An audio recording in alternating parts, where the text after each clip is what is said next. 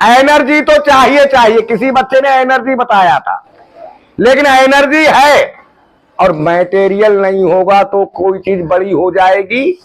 जैसे एक राजमिस्त्री दीवार बनाता है तो राजमिस्त्री की एनर्जी से ही तो वो दीवार बनती है, लेकिन वो दीवार को बड़ी कर लेगा कितनी भी एनर्जी उस राजमिस्त्री के पास हो, जब तक ईंट और सीमेंट उसके पास ना हो तो वो दीवार बड़ी हो पाएगी?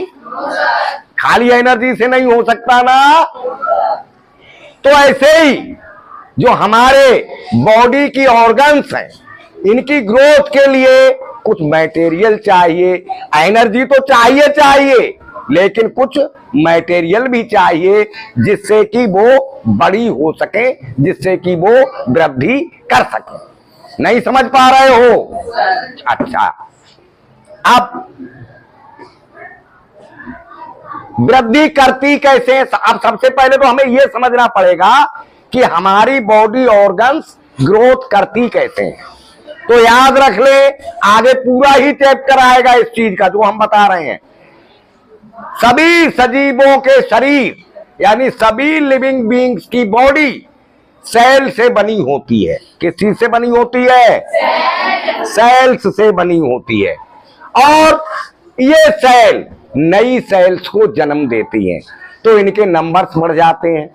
जैसे कुछ सेल हैं, अब जब ये नई सेल को जन्म देंगी तो इनके नंबर बढ़ जाएंगे, इनकी गिनती बढ़ जाएगी, और जब गिनती बढ़ेगी तो ये ज्यादा जगह में आएंगी।